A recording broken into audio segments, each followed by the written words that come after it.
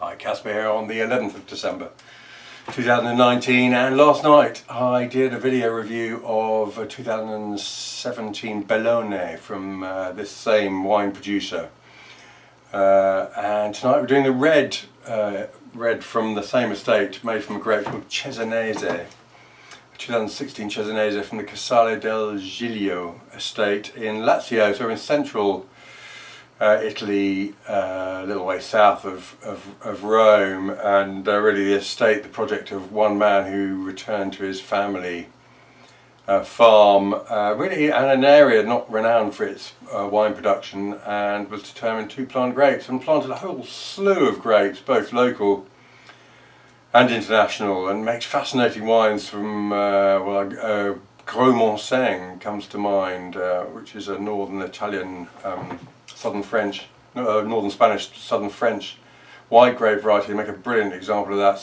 Alas, a bit too expensive for the daily drinker. But here we are, Cesanese, which is an autochthonous grape from this region.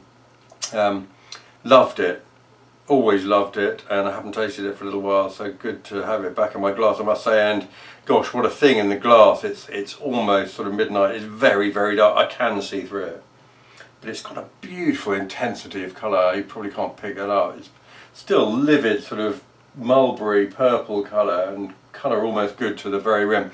And actually sitting here I can smell it coming, the aromas coming off the glass. What aromas they are, gosh, it's quite a dry nose. It's almost got a hint of ink about it, but it's got a distinct nutty component. Almost sort of toasted almond or toasted hazelnut, even perhaps more accurately. Now the fruit itself, as I say, it's got a dryness to the nose, almost a slight earthiness. But it's all dark fruit, dark plum. Particularly maybe a hint of bramble about it, but it's a lovely thing to smell, I must say. It smells delicious, so let's see if it tastes delicious too.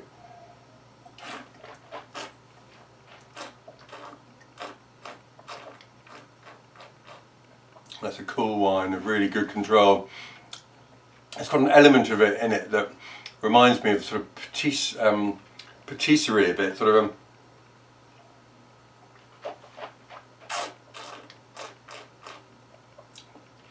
plum tart in some way.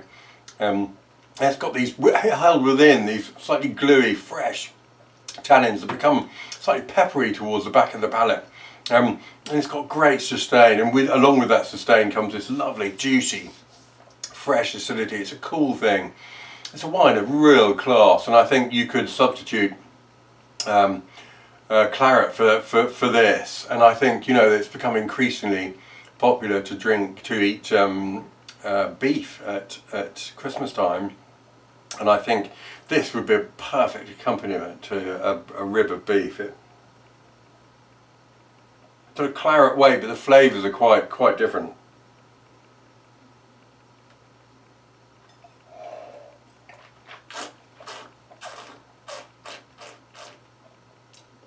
Yeah, it's just a really classy wine, beautifully structured. That ripe but fresh structure keeps the whole thing really lively in the mouth, and long. It's got presence, you know, it's got great dimension, but it hasn't got breadth. It's got really good definition in the mouth, and I think it's super. I think the palate would not flag if presented with that. I think it would keep the palate interested for, well, way into the night, I reckon.